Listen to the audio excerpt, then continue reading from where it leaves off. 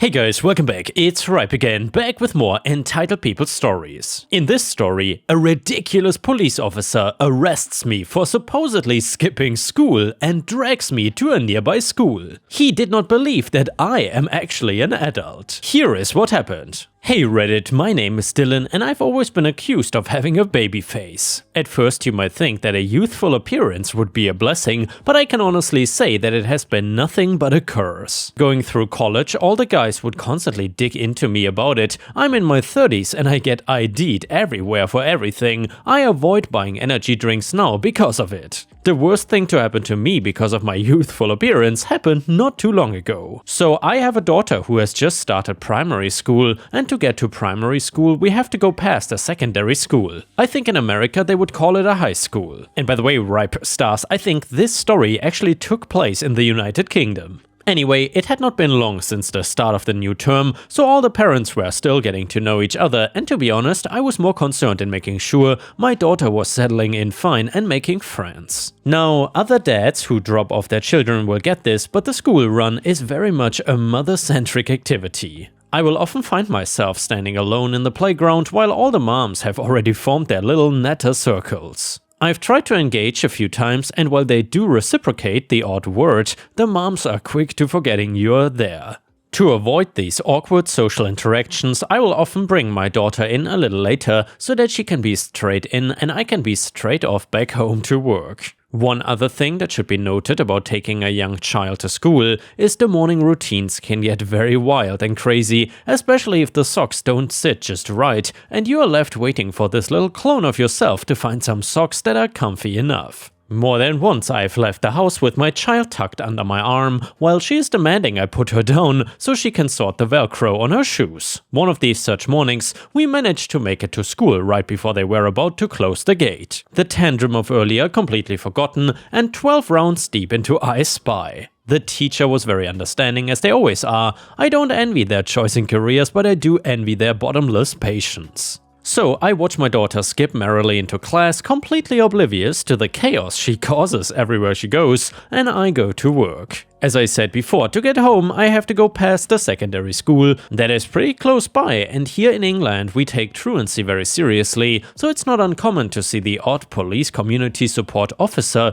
patrolling nearby when the school bell rings. For those not native to the British Isles, a PCSO is basically a volunteer that walks around looking out for ne'er-do-wells. We tend to call them plastic cops. I'm normally too distracted by my headphones to notice much of what's going on around me, so I didn't know that someone had been trying to get my attention until they grabbed me by the arm. I was more stunned than anything as I whirled around ready to pluck someone in the face. I noticed the off-blue uniform too late to stop the string of rather rude words from spilling out, and looking back, they might have been the cause of this particular officer's bad mood. He demanded to know what I was doing. I tried to explain to him, but being suddenly grabbed out in the middle of the road left me more than a little flustered. I thought I was about to get arrested or something. "Right, you're coming with me, don't arrest, otherwise I might arrest you, boy." He barely gave me a moment to catch my breath before he started dragging me down the road. By this point, I finally got a hold of my faculties wriggled out of his claw like hold of me. I asked him what I had done and he just said that I knew and I had been caught. For some reason, my instant thought that there was some convict out there the police were looking for and he looked like me or something. As much as I would love to watch a movie about misidentification, I don't particularly want to live it. "Come on," the officer said. "I'm taking you straight to the head teacher's office and they can decide what to do with you." If I were to get any more shocks that day, I'm sure I would have had a heart attack or something. I tried to explain to the officer that I was not a pupil at the school. I had in fact actually dropped my daughter off at the primary school next door, but he was not having any of it. He thought I was taking the piss out of him. I even pulled out my wallet to show him my driving license. The only trouble was I didn't have my wallet because I didn't need to get anything from the shops. So I showed him my phone instead. Look, this is my daughter on my home screen. It was a good idea at first, but the photo is of her walking away down a boat jetty. If anything, it just made me look like a creep. I panicked and tried to show him more photos of my wife and all sorts, but he didn't care. He pulled out a set of handcuffs, slapped them on my wrist and pretty much dragged me down the road. Remember the moms I spoke of earlier? I saw one of them on the opposite side of the road. I thought my day was saved. I didn't care that it was going to spread some wild rumors, so as long as I got out the cuffs and away from this officer. I called out to her, she looked, smiled, waved, saw that I was being dragged along, looked at me in disgust and walked on. I got led all the way to the head teacher's office to a woman I've never seen before and she has never seen me. We looked at each other across her office, her confusion a mirror of me earlier. The officer very proudly announced that he had found a truant, the cuffs were off and the officer stood in the corner looking very pleased with himself. Fortunately, the head teacher was a reasonable woman and very understanding. It took less than a minute to clear everything up. I barely had to sit down when she said I could not possibly be one of her students. I explained why I had been in the area and she called through to the primary school to confirm my daughter went there, and that was that. Except that was not that. I don't know why, but that day something snapped in me. Normally I would go on about my day, brush it off as yet another in a long line of hijinks thanks to my youthful appearance, but the way that officer treated me was not right, even if I had been a kid playing truant. I went straight down to the station and filed an official complaint. I did not really think much was going to be made of it. Things have a way of getting bogged down in the mire of bureaucracy here in England. I was stunned to find that, a few weeks later, an actual signed letter from the police commissioner, though I'm pretty sure it was probably his secretary, it said that the officer in question had been reprimanded for his treatment of me and that they would be sent on a remedial sensitivity course and would no longer be allowed to patrol around schools. I mean, I know it's not much, but the thought of the officer having to endure a week of incredibly boring PowerPoint presentations brightened my mood when I'm feeling down. The whole ordeal also gave me a great story to share with friends and family. The only real downside to this whole ordeal is that the school runs are now even more awkward. The scowls I get from the moms because they think I'm some sort of hardened criminal. Anytime anyone asks, I tell them I got arrested for bunking off school. And yeah, ripe stars, I'm certainly glad that this incompetent police officer at least does not patrol around schools anymore. And by the way, I'm curious, have you ever been mistaken by someone for being younger than you actually are? Let us know in the comments, I would love to hear about it. Either way, the next one is another police malicious compliance story.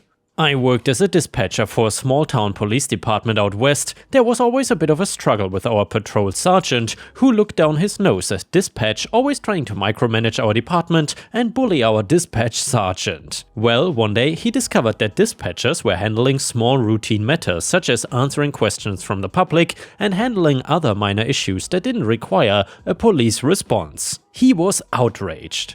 He stomped around the station for a bit and then issued a memo. It began with a condescending essay about how dispatchers were not qualified to answer questions or handle minor issues, as only fully trained police officers were capable of such weighty matters. He then issued a directive that an officer would be sent on any call received from the public, no matter what it was. Our dispatch sergeant just smiled and told us to follow the directive, that she was sure it wouldn't last long. As luck would have it, I was on duty that very night and I guess I was living right as the call came in. Then another and another, a rather bright meteor had gone harmlessly over the town at a fairly low altitude. Pretty spectacular really, but obvious as to what it was. My phone rang off the hook, most just wanting to ask if anyone thought it had fallen to earth near the town. Not really an issue for the town police, but well, he did say no matter what it was. The radio traffic went along these lines. Unit 28, stand by for traffic. 28, this will be an attempt to locate, advise when ready to copy. 28, go. Be advised this will be a greenish glowing object last seen at an estimated altitude of 3,500 feet, traveling in a northwesterly direction at approximately 1,500 miles per hour. If located, stop and identify occupants. 28, 10 to 9, patrol sergeant shouting into mic from his radio at home. Did you get a call on this? Affirmative, this station has received multiple calls and per your directive, an officer has been dispatched. Sound of a radio being slammed to a desk. The next morning the issue was compounded a bit, as the responding officer also followed his directive and filed an official report noting that the object had fled our jurisdiction before contact could be made, and recommended the matter be referred to the FBI for further investigation, as he had reason to believe the object has crossed state lines. Our captain and chief were laughing to tears, and our detective volunteered to go assist the FBI investigation, theorizing it had gone to Vegas. A new memo was issued by the captain stating that dispatchers were to have full discretion in the handling of calls and minor matters for the public. And the next one is titled Police at Subway. And by the way, let me know in the comments whether you enjoy these police-related stories. So I was working at Subway a few years ago and a man came in with his wife and 2 children. I had all 4 sandwiches started when the man asked me for the code to the bathroom. The policy was that you had to make a purchase to get the bathroom code, but by the way he was doing the potty dance, it was pretty apparent this guy needed to go. Obviously, either he or his wife will pay for the 4 sandwiches I've already started. The next day my boss sits me down and lectures me about how the code is on the receipt for a reason. She watched the tape and see me give the man the code and tells me, "I don't care who it's for, whether it's your friend, family, whatever, you name it, you don't give it the code under any circumstances." Later on that night I was working by myself when some guy in a trench coat and greasy long hair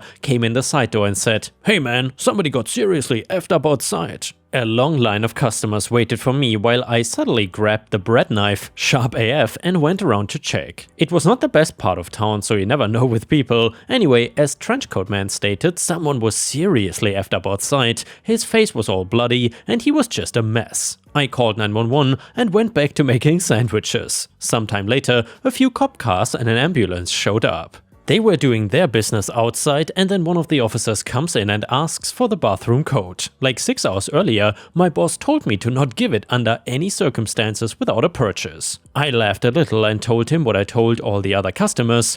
"I'm sorry, you have to make a purchase first. You can get a cookie which is just a few cents and then it will be on the receipt." He did not realize the laugh was really at myself and how awkward of a situation he unknowingly put me in, nor did I have a chance to explain it before the laugh and the rejection of the bathroom code caused the cop to become a straight up furious. He gives me 3 warnings to give him the code. Each time I tell him I'm not gonna give it to him and the customers are on my side telling him I'm just doing my job.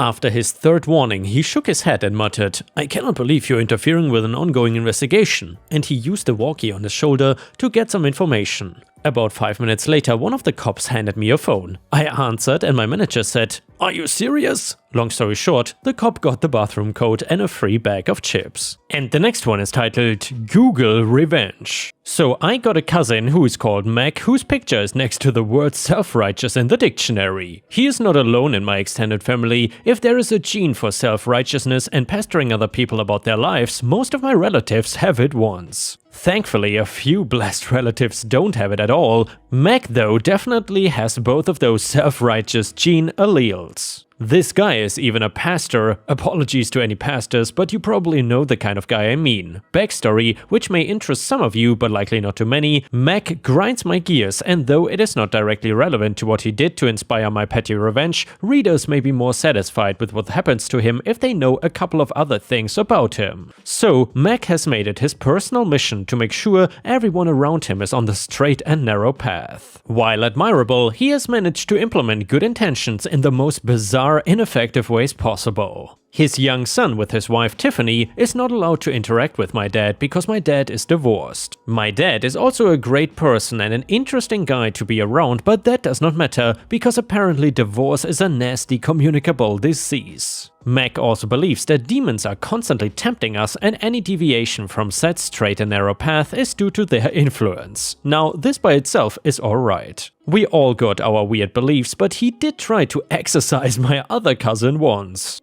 Her demon had apparently gotten her to smoke a big fat joint, and as such she was completely unprepared for the experience. There was screaming and tears. One last thing, Mac and Tiffany, despite their good traits, which will remain unmentioned, are very judgmental and pushy. They got a stringent idea of how one should live, and if you deviate from it, prepare for an annoying and self-righteous lecture, a few Bible verses and possibly an exorcism. It's better than hell, they would say, but not so, I reply. Here is the good part, I don't see Mac and Tiffany very often, but this summer I happened to visit my grandparents while they were in town. I had forgotten what they can be like until we sat down to catch up.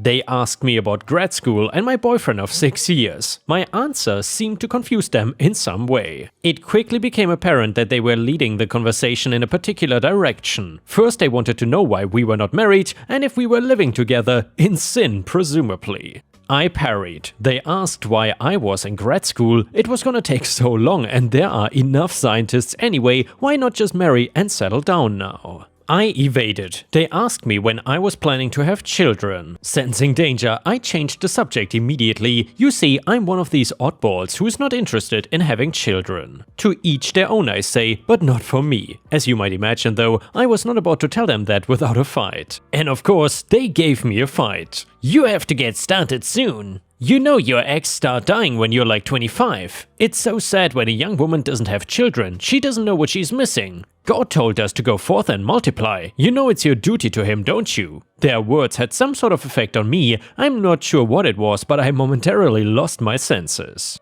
I figured they would keep pestering me until they got a response, and I might as well just say it and be done with them. I was out of practice with relatives, and my usual trick of pretending to need a bathroom break never crossed my mind. So then I took the plunge and told them I would rather do things with my life than have a baby. I regretted it immediately and had the impression of staring at a shocked and angry bull who is convinced I've just bitten it on the behind. However, my cousin actually yelled at me. I'm a selfish and short-sighted person who doesn't know what it means to be a woman, and I will die alone. Also, God is disappointed in me. I am a waste of a human because what's the point of life without children? And also that I will never know love. I'd better change my mind. And then arguments ensued. A wild aunt chimed in to tell me the same things. I don't remember how exactly it ended, but as you might imagine, I was miffed. A couple of days later, I think I've forgotten the whole thing. After all, that's just how Mac is, and it is not personal. But I have omitted one important detail so far. Tiffany was pregnant with their second child, a discussion of potential baby names arose, and I saw an opportunity. An opportunity hinging on the basic assumption that while these people may be annoyingly self-righteous, they are not complete idiots. Though maddeningly pushy, I had no reason to suspect that they were actually particularly stupid. Spoiler alert, I may have been wrong. Anyway, baby names were being discussed. Various relatives made suggestions. They said they liked old-sounding Bible names, which makes sense because kid number 1 already has a bit of a weird one. I'm not even sure what name made me think of it, but I told them I had always liked the name Nephron, which is the name of an ancient Roman emperor who is known for his piety and for helping bring Christianity to Rome in the early days. I half expected one of my aunts or maybe my dad to call me on my BS because they are all Christians and some of them know a bit about early Christian history, but nobody did. Mac asked me how to spell it and where I knew about it from. The first thing that popped into my mind was a book on early Christianity that I read in undergrad, which earned me a funny look from my dad, the only one in the room who knows I'm not religious. However, he said nothing. Eventually Mac and Tiffany thanked me for my suggestion and the discussion moved on. I figured if they were at all interested in naming their kid Nephron, they would look it up, figure out I was effing with them, and either laugh it off or get mad but pick another name. Fast forward to a couple of weeks ago. I just got an email they sent around to everyone announcing the birth. They are overjoyed apparently to welcome Abraham Nephron Jackson into the world. They had not googled it, they had not done basic research on this name that they were giving their child. Maybe Mac thinks the internet is a tool of Satan. Anyway, Nephron is not the name of a pious Roman emperor, it's actually the functional unit of a kidney suggested in a light rage by someone who was annoyed at Mac for his pushiness. Nephron filters urine and this kid and his parents are stuck with that for life. To anyone thinking I should feel bad, I do, a little bit. But not enough to tell anyone though. And yeah guys, I gotta say, even though that is brilliant revenge, I do feel a little bit bad for the kid. However, then again, I'm not sure if you're really stuck with that name for life, because in many countries, you can change your name legally. And yeah guys, if you cannot get enough of my content, please don't forget to check out my podcast by searching for Ripe Stories on all major podcast platforms such as Spotify, Apple or Google Podcasts. Furthermore, you can find bonus content by going to patreon.com/ripeyoutube or by clicking the join button here on YouTube. For a small monthly fee, you will get access to dozens and dozens of exclusive videos you won't find anywhere else. Thank you so much for watching and I hope to see you again tomorrow.